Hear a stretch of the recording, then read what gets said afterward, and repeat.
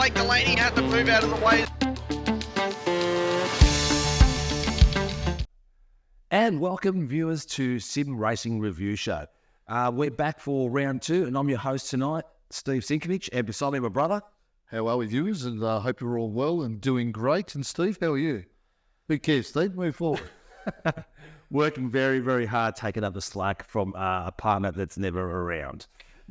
We won't mention it. We won't talk about rounds. Yeah, we won't, because we've all got that disfigurement at the moment. We do. Look, it's been a spectacular 2 weeks. We've had our season finale for season 3. We showed you guys last week, and we're back for a catch-up from round 2 onwards.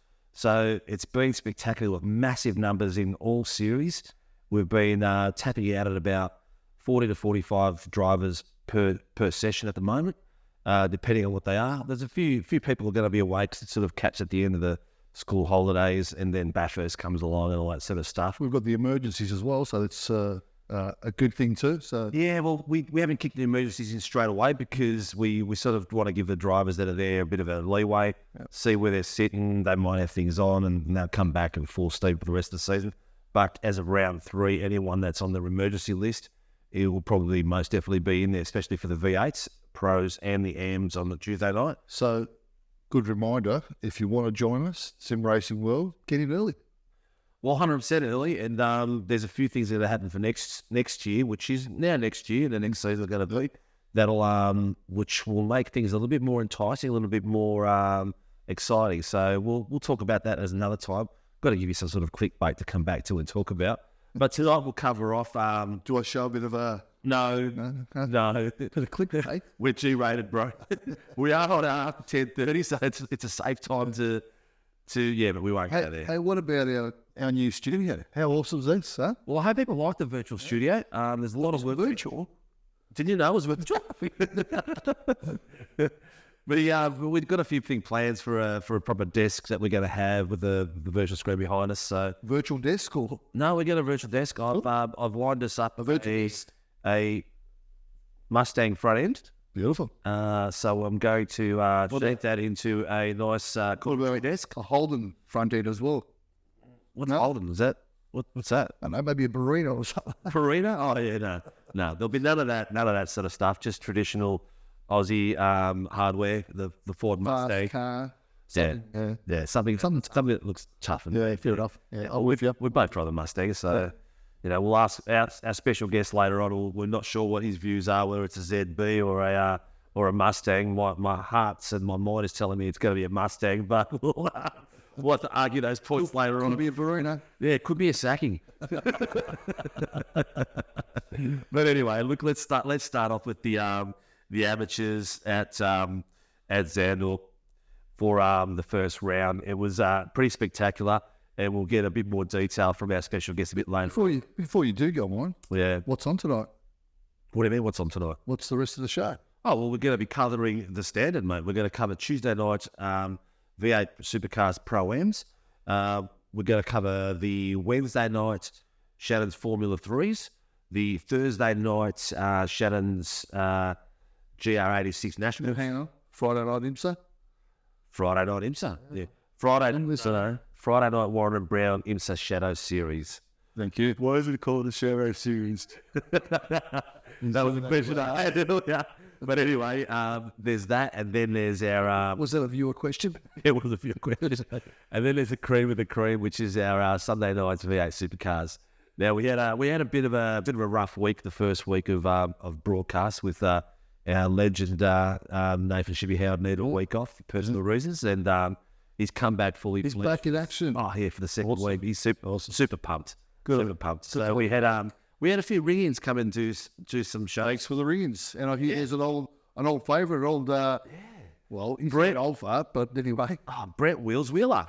Yeah, who actually does dirt oval broadcasting for the UDTV. So thank you, Brett. You might be watching, I don't know. Maybe it might be a bit too late for him. Yeah. But thanks for the help for round 1 through there. So we have got a few new people in the back end that we're training at the moment, and will be joining us for part of the broadcast. So sounds good. Right, let's get to results. Yes, let's go. Because people don't want to hear us talk crap all night. Or maybe they do. Well, maybe they do, maybe they don't. So we had the Sim Rigs V8 AM series on a Tuesday night at Zandvoort. We had, at this point, the ladder is sitting with Matty Whitaker at 342 points, Peter van der Kraan at 315 points, Darren Crosby, our last season title holder and champion, at 303 points. So not a massive deal. 2 rounds and it's 2 rounds and it's already really as you tight. expect it. So Yeah, and you've got some really cool names there. Tipping's in there. Young boy Jamie Davis is in there, who's really surprised me and you guys to our series. He's got a bit of pace on him, and I like his style of driving. It's just that a little bit on the safe side, but he gets this aggressive streak through him and throws the car in every now and again, which is really cool to watch. Dylan DeBono. I mean, what can't this guy drive? Yeah. He's a real world Hyundai Excel driver. He's surprised the pants out of me. He jumped in the V8. He's doing really well in the V8. We knew he was going to do all right in the 86s, but he's racing the Formula 3s. Yeah, seen that. And he won around. Kicking goals there, isn't No, yeah, well done, Dill. Yeah, good effort. So we'll go through the sessions at Zandvoort. So the first heat was Liam Tippy took the first one out, followed by Matty Whitaker and Dylan DeBono in third. Yep. In the feature race, we had Jason Douglas, then followed by Stephen Kennedy and Jamie Davis. So a tight battle between all the guys and always some epic fighting. I think we had just over 40 cars. Yeah, that's awesome. First session. That's great. Yeah, so well done to those boys, and it's great to see them battling it out week in, week out, all ready for 2 weeks running. The numbers are solid all the way through. We'll get off to the AMS, the Shannon's, I always get this wrong, don't I? Shannon's Toyota GR86 Nationals. And that was an event I like to race in. Dean still hasn't got his PC up and running. No, I'm semi-retired. Semi-retired, which is probably not a bad thing because we end up arguing a fair bit in the Discord channel. Over who's taking who out. And not for dinner either. Who's playing team orders and who isn't playing team orders. Dean's team orders is putting your partner off the track. Whereas for me, it's give a bit of drag down the line. Anyway, in the AMS, the boys have had a killer result again. All right, so our AMS standings for at round 2 point. A brand new guy in the series, Sam Koudakozinos. Oh, very good. Italiano. Not bad. That's Greek, man. Koudazinos. Yeah, Koudakozinos has got to be Greek. Cousino. Come on, bro. Cousino.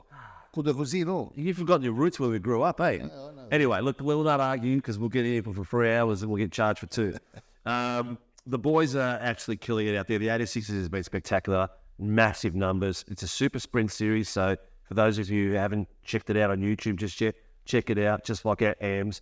Spectacular racing, spectacular commentating. The guys are racing on a Thursday night, and they go 20 minutes first heat, 20 minutes second heat with a reverse top 20, and the third heat is a 20-minute heat with a random selection of drivers. It is going to change in the coming weeks. Way too much carnage for my liking anyway, and we're going to change it back to a top 10. Let the top 10 switch themselves around. They deserve to be up there. Putting them back is just definitely. Make it It's the way to go. It makes it a bit smarter. Yeah. But you got the usual suspects up the top. Sam Koudakozinos is new to the series. Sam actually races in our Discord room, so he's a really nice guy. We have a bit of a chin wag together at 294 points.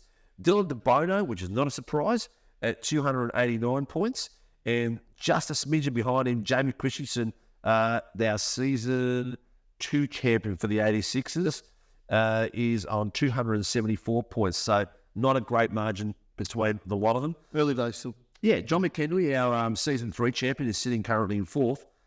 Daniel Byrne, David Gallo. When you hear those two names, what do you think? Kittens. Formula 3. Yeah. These guys are driving 86s as well. And doing quite well, so they're having a great bit of fun. And a lot of the boys are, even the V8 drivers who specialise in the V8s are coming in. The Ty and Blake Delaney has come down. So boys that are driving V8s, that are driving everything else, are coming in and racing this series and having a blast. It's a fun series too. Yeah. And just a little bit of a secret for you. Yeah. Season 1 for next year, with the help of Shannon's Insurance. I'll stop you there. It's a secret. You can't tell. I got to, man. I can't keep it under my hat. I've spoken to them about it, and we're going to do a bit of a production about it. But Stephen and Clay Richards are possibly going to be racing in our 86 series next year. Awesome. So we're going to have some more real-world drivers. You got real-world drivers already in here that race Real serious stuff. Though. we're talking guys that are out there. We're talking about a family with some legendary Australian name. Yeah. Well, I thought you were going to say Daniel Ricciardo or, Oscar Piastri or... No, you can only dream, mate. That'll be by the time me and you are in a grave. Anyway, that is your 86s. We'll take a quick break, and then from there we'll come back and we'll go through the Formula 3s, which should have just done now, and go off to our Warren and Brown IMSA Shadow Series as well. So catch you in a minute. And welcome back. I hope you enjoyed that brief break, and I hope everyone came back to watch part 2 of our show. Yeah. We're covering off the Formula 3s and the IMSA Shadow Series. So we'll start off with the Shannon's Formula 3 Nationals. And the standings we have at the moment is, no surprise, top spot is by Phil Vella on 348 points. But the surprise is how close this is, and who is in second place. Dylan DeBona is in on 337 points in second place in the Formula 3s. Jay Jackson, not surprised he's up there. Is that Michael's, mate? What? Correct. Oh, I apologise, viewers. The dad jokes are coming out tonight. Jay Dixon is DFRs on 320, followed by Michael Cuttinger, who's still a privateer, and I still haven't been able to get him to drive for us. Oh, here's my next question. I know, that's why I answered it for you. He's on 313, and Darren Fahey is sitting in 5th place. It's 308 points. Oh, good to see Darren back. Yeah, he actually won one of the heats the other night, and he's been doing really well. He had a really tough season last season. He had incidents galore. He just seemed to be driving in the vortex wherever there was issues, problems. Yeah, he was having one of those seasons. Especially with open wheels. Yeah, well, there's not much that touch the rubber. Well, what comes apart. But yeah, it was pretty spectacular. And in the amateur series, we've got our own Daniel Fritz. He's leading. Yeah. It really sucks because I reckon I'm faster than him. And he's sitting there in first as a pro in the AMs. And I've heard that before. Yeah, I just can't get a break at the moment. I just don't seem to be able to make the end of the race. But the pace has been good. But we won't talk about me. The class has been sensational. We're actually going to split it into 3 classes. So it's going to be Pro, Am, and Rookie. Yep. Did that so I can win something? No, I'm only joking. I'll probably still come last. No, there's a variety of races through there, so you got to do it. We've the best attendance we've had has been in the F3s, and it's been in the high 40s every round, which is really good. And so this week will be the last time people will be able to sort of miss out without losing their space. Yep. And we've got a few people on the waiting list that are bumped up. So it's get in early next year. Oh, it's going to be spectacular. So it's going to be nuts. Michael Cadinger has actually got a real world racer that he's trying to bring in. One of his mates who raced Jack Doohan? No, not Jack Doohan, mate. We'll keep going, do as he will. Yeah. And he's trying to get him to come in and race. Hopefully he'll come across. I believe he's a V8 car driver. I think he's in the second split. So he's not tier, yeah. He's not in the big ones, but we'll talk about bloody excellent. Yeah, it is. And he wants to come out for a bit of a spin with us. Well, we did have Gary Rogerson racing with us a few seasons ago. We left him alone, didn't want to hype it up or anything, let him just have a bit of fun. And he really enjoyed it. He was an absolute gentleman. So it's SRW? Yeah, well, as usual, we're going to say it again. If you want to see how spectacular this racing is, go to our YouTube channel and give it a watch, because you'll get hooked. You'll watch one series and you'll want to watch the next one. Each one of the numbers that are out there at the moment is just epic battles all the way through the list. And if you're a real world racer, V8 Supercar or whatever, or Formula One, mate, Danny Rick, just come and test the metal with our boys. We've got some of the fastest boys in the country racing with us in the V8s at the moment. So it's not a slouch league by any short means.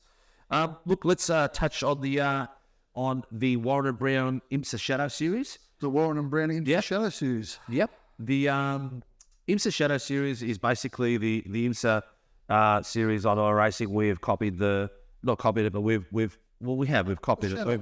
We're shadowing their format. So the week before, whatever they're going to race. So if we race Long Beach this week, they'll race it the following week. Yeah, so people who race it can get a bit of practice and a bit of fun. But it's a good way to do things, and it's good for drivers, get the experience up, and so they're comfortable for the race. So 100%, and it's works for us, works for them. Yeah, and it's turning out some epic numbers. It's epic battles. Okay, Sally GT IMSA Warren Brown Shallow Series, Mr. Michael Whiting. Yep. Came in first, and Mr. Maguire and Jake Edwards came in third in the, what are they, the GTPs? GCP? Yep. In the GT3s, we've got, what was it, Canadados? Alex Canadados. Look, what are you trying to say? Oh, Alice Canadados. Not this. Not this. And we've got Aaron Scholler. Yeah, you got that one. Good. And Mr. O'Loughlin in third. So well done, the GT3 boys. Yeah, that's pretty spectacular because I thought it was actually Greg Barber that came in there, but no, he's fourth in the GT3s. Oh, is he fourth? Is he? Okay. Interesting. Well, we'll reflect on that another time and go through it again. Look, we're going to have a couple of minutes spare. We're going to come back and have a bit of a chat, introduce you to our special guest for tonight, one of the boys from the team. Right, mate. But you're not special. Maybe I am. Look, maybe you are. Did you dribble again? Anyway, look, we'll come back after this break, a bit of a chat. We're going to talk about the V8 Supercars. We're going to talk about Bathurst, the real world race, and the results. And some F1 talk and even some iRacing. We're going to do that a bit later. Yeah. We're going to cover our V8 Supercar, our SimRigs V8 Supercar Pro-Am series. That's a good idea. And we're going to cover our the V8 Supercars actual Bathurst event. Yeah, that was what in New South Wales. Yeah. That one, Bathurst, yeah, the big game. Making sure you're on point. And then we'll go through. We'll have a bit of a chat later on about some real world stuff. And welcome back after our short break. And if you've noticed, there's third wheel, Mr. Thomas Preacher Riley, one of our commentators that is a massive V8 fan and does our hosting on our Tuesday night SimRigs V8 Amateur Night. And welcome to the show, Thomas. Hey, Steve. Good to see you, Dean. You would have finally been invited to flesh, I suppose. I didn't say it's one of those things, through COVID, you never thought it was going to happen. No, just I have one question before we start. Yes. Why preacher? Why preacher? Well, you say, how long do we have? I'll try and cut a story short. I went on a trip to Africa when I was in year 10. And one of my good mates, still good mates, Fletch, he was like, why are you going to Africa? You got a bit of a machine gun preacher. Like for a movie. So it's one thing led to another, and then preacher came along, and there it was slowly cut down to preach and everything like that. So there you go. That's go by. So that's it. David type thing. So if you're spit a bullet. No, I had a bit of a word to the admins about that one. It was funny the first time, but not when I got another track, another series, and I saw it there as well. I thought, guys, enough's enough. So yeah, that title is deleted me. I haven't done much spitting at all, to be honest. I've been taken out. Maybe it's taken out a bitch or something. It's going to be on there. But look, we'll quickly go through the results for the V8 Supercars, SimRigs V8 Supercars Pro-Am Series on the Sunday night. And then we'll get Preacher's perspective on V8s, Bathurst, and our series as well, because he's a massive V8 head. So Heat 1 was won by Thomas Freeman from Fishy Boys. Second was Michael Whiting he is the Kingfisher, the Fishy Boys. And third was Mr. Bruce Tannock from Mag and Turbo. Check out his name, check out his YouTube. Mr. Tannock is a real world drift champion in New Zealand. So very accomplished driver in his own right. And in the feature, we've got Jamie Dyke, Thomas Freeman, followed by Chris Miller. And there was a 5-car Fishy Boys lockout in the top 5 positions, which was pretty amazing. A few unfortunate incidents for some of the amazing drivers that are out in this series. Darren Lobbs come down from about 26th all the way up to 7th place.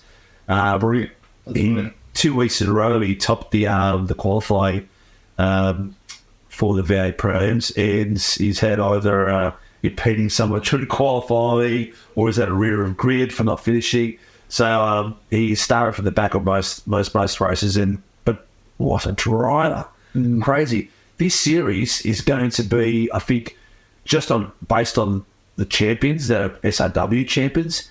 In there is spectacular. We've pretty much got all champions except for Scotty Gamble from our last 6 seasons. Pretty good. So it's crazy fast. Competitive racing then. It is, or easy to really is. Yeah. Well, we spoke to Jamie Dyke, who was the winner of the feature, and he said this is it. This is the one he wants to win this year. Yeah? Oh, He goes, it's all out. He's proud daddy of a new baby boy. Congratulations, Mr. and Mrs. Bus Driver. What's the son called? Ticket. Well, please don't offend anyone. But yeah, he's I can't remember the name right now, but he did tell me he had mum and Well done. are healthy and at home already. Yep. And he was in the background crying while Daddy was driving. That's the way to go. Did you say something about having to? He couldn't do one of the races, or he had to wait till the kid was there, or something like that, before the wife had let him go and jump on the sim. I don't know. I faded out a little bit during that conversation because I was gone, and that was an epic race to call. But yeah, he did say there was a lot of crying in the background. He did, in the rush to get to the rig, put his wrong setup and old setup for the heat race, and then he had the better setup for the feature. But the pace was ridiculous. Freeman was right on top of him. It was all about strategy at the end of the day. It was the pit strategy that sort of made it. It was amazing watching after all the laps. It was Matty Stewart pitted about 3 or 4 laps early than the rest of the boys did. And then when they did their switch over, the 3 Fishy boys came out, and then Funky Miller came out within 2 seconds of Matty Stewart, and then they had a battle through the S's side by side for about 3 or 4 corners. It was absolutely epic and spectacular. It was like watching it is real racing, people, let's face it, but it was like watching a race in real life out in the V8 Supercars series, which is a good lead on to Thomas. Well, I mean, Long Beach, you'd probably put it up there with the Gold Coast in terms of its layout and pace and everything like that. But I mean, we were just at Bathurst a couple of weeks ago, just catching up as a Ford fan. As a Ford fan, you both start. We both are. It was probably a bit of not a great weekend and everything like that. We might get into the parody. I don't know enough about it. All I know is that apparently got Trigger, and then Oliver Saturday doesn't know much about the parody. Hey. I mean, it's all technical and stuff, and I'm not at that level. But I mean, you can't fault the performance of that Erebus car, even though they didn't win the race. Yeah, the pace over the weekend to do a 3 to almost do a 3 in the top 10 shootout after making an error at turn 1. It's pretty impressive, and I think that he has to be favoured for champion now. With 2 rounds to go, 4 races to go in the series. We've got Gold Coast coming up in a couple of weeks, and then Adelaide. He's second now, isn't he? No, first in the championship. Championship by fair. After this swing. Not a little bit less in the margin for Brody, but I mean, Shane. I had a story of two races really for the Triple A crew out of Red Bull. Brock Feeney looking very positive, might have been able to get his first Bathurst podium, let alone Bathurst win. Yeah, he had only second series. And if you look back last year, Jackie Whincup bumped him out of the car in the wet qualifying session on the Friday. Yes. Even though he had a top 10 shootout or anything like that last year, but his luck in top 10 shootout was something else. And then for 2 out of the 3 cars out of that Triple A garage to have gear mounting problems, and then Shane was only a couple of laps away from having a failure himself. So he did very well. I think there's quite a few other stories in that race. I mean, Mark Winterbottom came into pit off the last lap. You ran out of fuel on lap 3 laps ago, and then because the leaders crossed the start-finish line, pit exit closed. So it's a DNF for the race. They did 160 or 161 laps. It's gutting. It's amazing what you do put yourself through for all those laps, and it comes down to blast through that. I think that's spectacle about V8 Supercars that we all appreciate. There's 161 laps. Yep. and then it still comes down to racing like a sprint down the last 4 or 5 laps. It's amazing how after all different strategies, tyres, issues, you still get these cars that are really close at the end of the battle, and it looks epic. And you just forget the mount itself. Yeah. The mount itself is a wild ride itself. So Yeah, we get on. I'm all about promoting YouTube out there, and our show especially, but other YouTube people out there, and there's a few people that do these sort of things where, the Americans watch Bathurst for the first time, and what they think of it, they're like, holy crap. Yeah. I still remember when Darryl Waltrip got a ride in with Jason Bright in the Team OC car back in, I think it was 11 or 12, or 11 or 2012. Not the dipper, not the goddamn dipper. And that's a terrible accent, but that's terrible Canadian. oh no, with a squirrel in it. yeah. But look, all right, let's get down back to some other things. We've got Bathurst coming up, so we got our Bathurst round this week coming up. The AMs are going to be there. It's our first of our top 10 shootouts as well for the series, because we've gone back. We tried with SRW. We try to do things as realistic as possible to match and simulate what's going on in the real world. Like with our 86s, we've changed the format to combine what's going on in the British Touring Car Championship over there with the 86 series and the tin tops, which we call them, and then with the V8 Supercars as well. We were having, like, every second week we're having top 10 shootouts, which is, I love it. It's awesome as a spectator, but the guys, it's a lot for the guys because there's a lot of pressure. Pressure on them. Yeah, it's crazy. Yeah. So now we've gone back to the traditional format with the V8 Supercars do, where only on Enduros that we're doing it. So it's Bathurst this week, and we're expecting a lot of fun with massive field. Yeah, it'll be action packed. I think, turn 1 is always a spot to watch, but I think the first ride, I think it'll out of turn 2 Griffins and then up to the cutting. Yep. It's going to be something else, especially I think the AM field is top notch this year, or this season. It's absolutely top notch. There's quite a few new drivers in there who are just finding out about. I'm just looking at my calendar, and so that's this Sunday. Well, AMs is tomorrow night. Oh, tomorrow night. Tomorrow night. Oh, you need tomorrow night. Is that his one? Yes. Just the hot tip, he is part owner of the business. I'm just, but he has no idea. Anyway, moving on. We could laugh about it. We do. We take the piss out of each other all the time. But we're expecting some spectacular racing. Like you're saying, the AM series is very closely matched. Yes, I've actually pulled out of it this season because it's just too fast for me. These guys like practice properly. They put in a lot of effort, and you can see the guys that race AMs on a Tuesday night and then AMs on a Sunday night. They just lift the next level. They mix it up with the pros on a Sunday night, and all of a sudden these guys are like driving.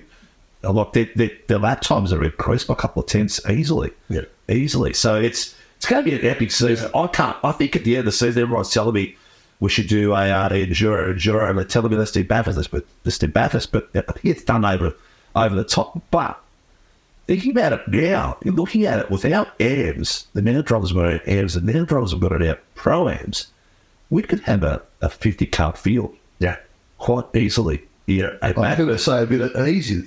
In the Bathurst, the Bathurst. We're going to make sure Hardy Ferroto 500. Yeah. And actually 500 or later in. So maybe that's an option we could look at. Look, stay tuned for the end of the season because it's coming up in 8 weeks. Not too far away. Yeah. Look, we'll have a bit of a break and we'll come back and we'll talk about the some more racing and stuff, and we'll wet our whistles so we don't start sounding a bit more husky than we normally do. And we're going to keep Preach on the desk for the rest of the show. I'll catch you in a bit. And welcome back. Sorry, we've probably gone a lot longer than the commercial break was because we had a bit of a chinwag, a bit of fun, and a bit of a laugh. We should have saved it for the camera. But we're going to go through some real-world stuff. So there's a few things going out there at the moment, not just in iRacing, but in Formula 1 and V8s, in the GTPs. There's so much going out there. We want to spend some time talking about that as well. So, what do you got for me? All right, I'll touch on a bit of iRacing first of all. So there's obviously Season 4 2023 release, the build update. So I guess new content is the cars there's a Porsche 963 GTP, the Acura ARX GTP, there's a Ferrari 296 GT3, There's a couple of Formula cars, Super Formula SV23 at Toyota Honda, and a NASCAR Classic Pontiac Grand Prix 97. On top of that, they've reskinned obviously the Zandvoort. For one thing, it's not an idiot. Sorry, Hangs out there. So they've done a reskin, so we've raced on that already. We've the reskin. Yeah, so AMs and the Pro AMs on Tuesday and Sunday. Yeah. See, that's the nights they're on. They've already raced on the new scan layouts, all the new bakings there. Turf 4, it's incredible. I haven't raced there yet. I have, and it is fun. I've been on the grid on that track, and just in case Dean wasn't sure, the Porsche GTP and the Cura GTP races in our Warren and Brown IMSA series on a Friday night. Not just that, there's also Circuit de Léon, which is the French circuit, what they call it, French, and Kirk County Country Raceway Park. So another NASCAR one or a bit of dirt. No, they got actual as well. Dirt and asphalt, but it's one of the short Super Late ones. Like we need more dirt tracks out there. Yeah. So new features as well. So there's the rolling drag, which has been rebalanced for off-track surfaces, which we just touched on, which is provides a more realistic experience when driving on grass, sand, and dirt. All the other surfaces. They say that. Sorry to interrupt you there. They say that. And the boys, I was talking to the race controllers about it on Tuesday night.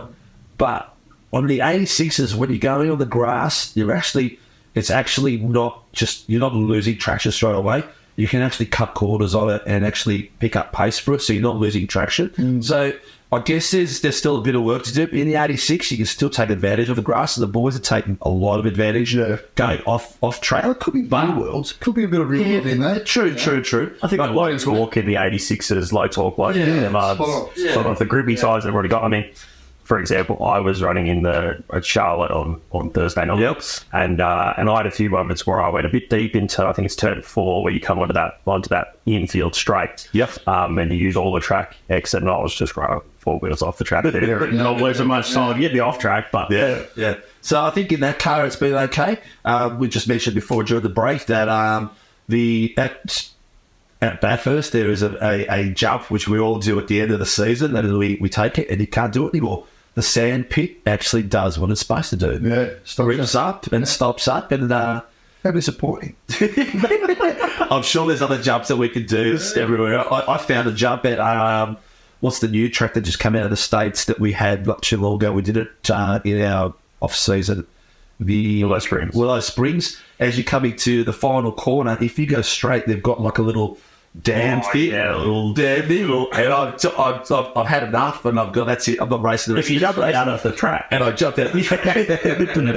Yeah. So they couldn't pit me for not towing back to the pit. I just went straight. I suppose in last season we saw a lot of the drivers going off, especially in the AMs when I was commentating. So a lot of the drivers going off of Willow Springs. Yeah. And with the old dirt physics, they were going all the way off, not having any control, sliding, flipping through that air and everything like that. Well, it's going to be interesting to see what happens to Phillip Poland, because Phillip Poland down Honda and all that around those the first major corners around that big left-hander.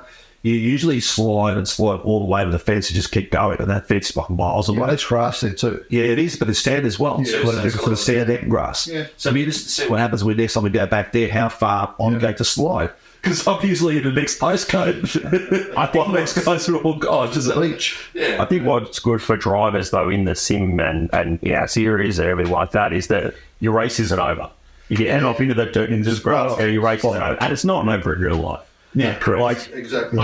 It'd be good if you got bogged in the queue litter and you had to get a tow out, and that was you back to the pits and wait for your tow to be done. But it's a fair call, man. But at least your race isn't over. Maybe one day. Well, in the current volume of drivers, any off is a costly off now, because the teams are so compact and there's so many cars on track that you go off, you're pretty much going to lose about 20 spots. Yeah. So it is a tough one. I noticed on last night, I think it was Bruce Tallock in the feature, just missed the corner of the first corner, just missed the apex there. I'm going a bit wide. But you have to sit there and wait for all these cars to go past before you Well, that's real world. That's real world. It is. It's exactly like real world. So it is awesome. But you're sorry, I interrupted you. There's a little bit more. There's improvements of load times for iRacing, reduction of memory utilisation, AI updates so you can have more cars. I think they've got 12 different types of models out there. Spotter messages has increased to about 113 messages for the spotter, telling you about accidents and other things.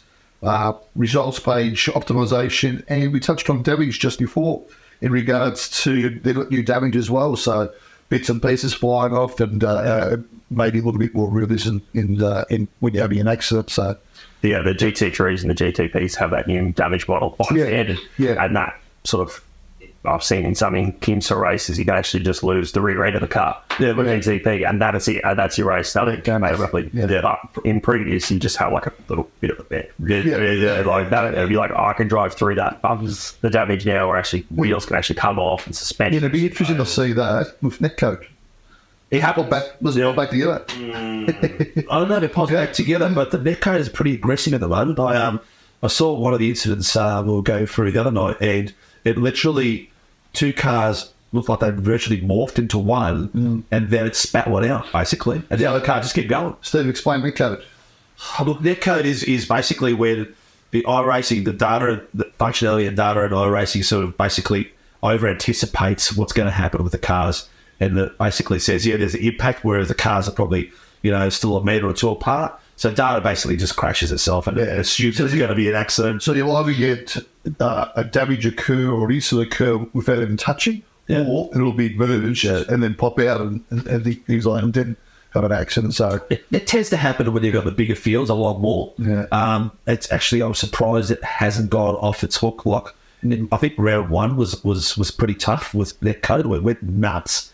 The second time around wasn't too bad. Round two was a lot cleaner than netcode. So I'm not sure if there was the bigger gaps between the cars or what it was, but it wasn't as bad as the first round. Final thing about iRacing, still not right.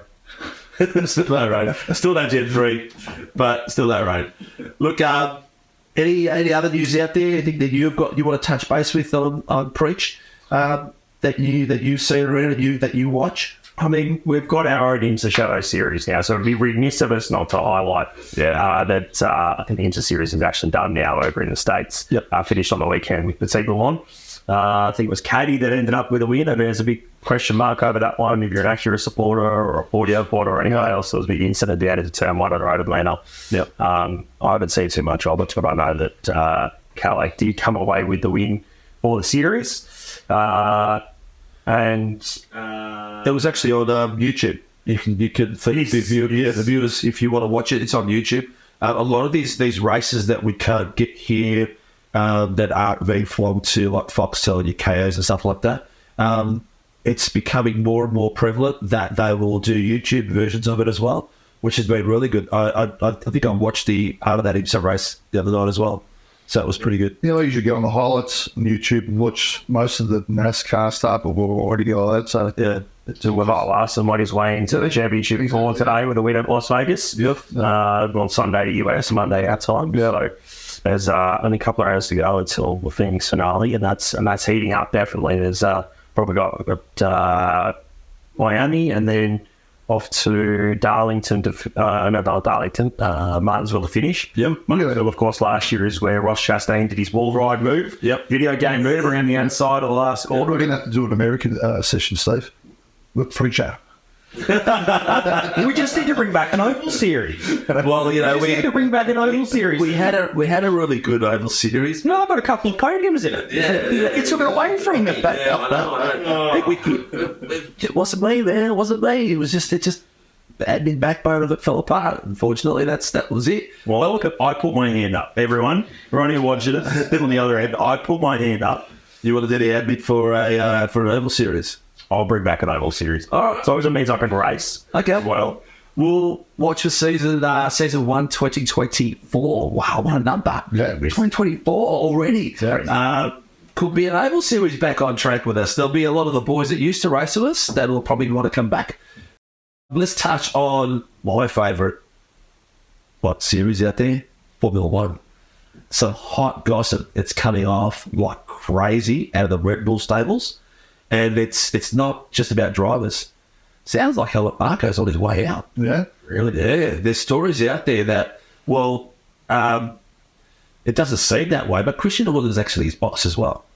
And there's talks about him. But was the other way around? No, he's only an advisor, like Nicky. Like Nicky was. Yeah, correct. A respected advisor, obviously, because he's been around for a long time, and he had a lot of clout while Dietrich was around. But now Dietrich's gone.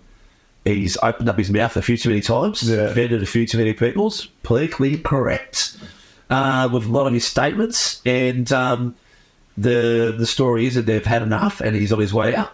There's also a few other stories out there, as well as in driver selection, that Checo's contract might be bought out, and that this is my tip for you. I think that if it doesn't happen, they've got a problem in there because they don't have the double driver strength. At the current way the drivers are out there, the manufacturers' championship for next season is going to be really hard for Red Bull to win because of the inconsistency of the second driver.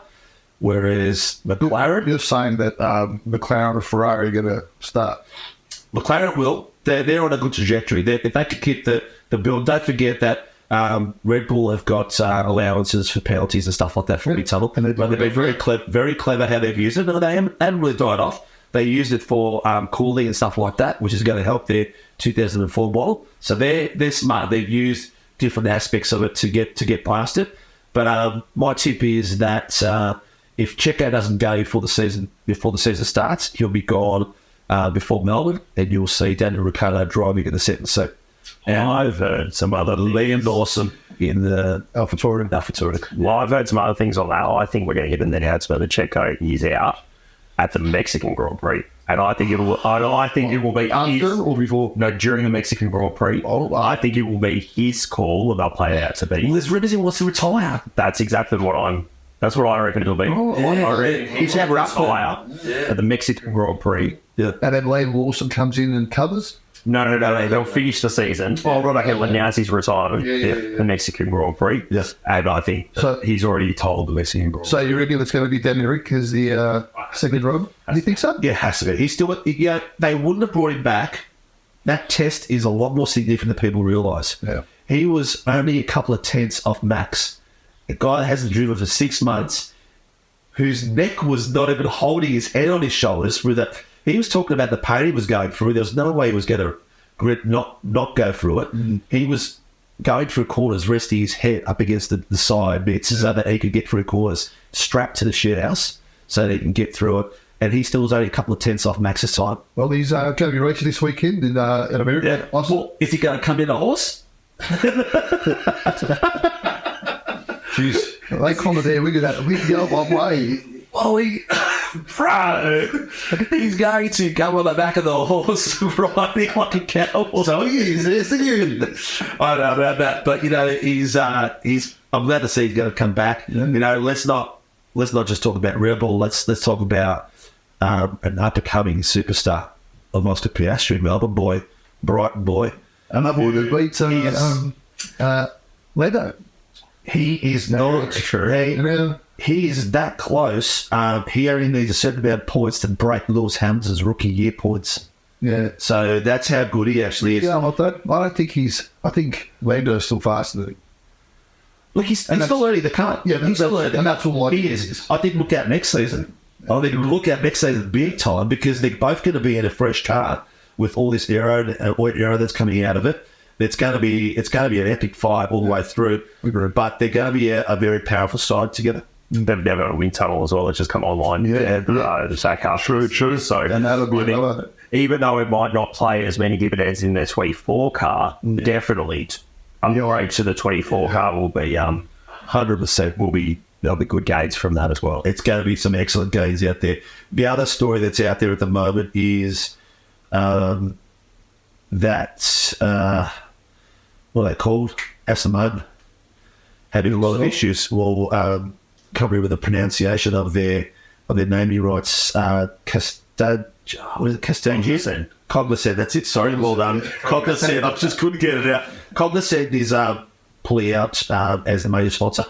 They'll still be involved, And the work that they've done is a lot more in depth of what than just a partner. They've been helping with their downforce, all their statistics, all their data. They've been pulling out like a gigabyte of data per second out of the system they've implemented at the moment. Second story is that because of that Mr. Stroll might be selling. Yeah, I've heard that story. Yeah. And a third story is that who knows what the hell Lance is going to do, because he's pushing people around now. He's getting out of cars and he's copped it from the FIA. I think this is just last year. He's got. Well, we did also just hear this week that Aston Martin are coming back into WEC with the Valkyrie. Yes, so they're coming back in a prototype sports car racing. They've also bought out an Evo package for the GT3. So what would it do? Does Mr. Stroll jump out now before even that? So I think we're talking about some money. I think there's a lot of rumours that Lance might be one of those drivers for the Valkyrie. Yeah. We've seen some great success from drivers jumping across. You don't have to look at Fernando Alonso jumping across into that Toyota. And it's a great opportunity. Yeah, exactly. Yeah. Exactly. It's a great opportunity to broaden your horizon. I mean, there's a lot of similarities now with what the LMP and LMDH programs are for other manufacturers. So Aston Martin as a whole, obviously, first 5 or 6 races were brilliant. I thought, here we go. You know what? And have a look at how they've just gone. No, this time. It's I mean, that could happen to your Ferraris, your McLarens. Oh, 100%. Ferrari's been all over the place, you know. It's been crazy. And Alpine have got a sensational car, can't get together. There's rumours that Benito's going to go there and take over the role there. The third car, I think the third highest manufacturing cars in the world. Yeah. And they've got art suits that they're ordinary for the last 10, 15 years. Yeah. Well, it's one of those things. I guess that's what makes Formula One, to me, it makes it such a thing to watch, because of the ups and downs. The problem is that when someone's up, they stay up for too long. Yeah. But, you know... James Shannon with the monitoring and all that value. But there's other rumour as well. Toyota might be coming back in the title. So. Yeah, Toyota is talking about it.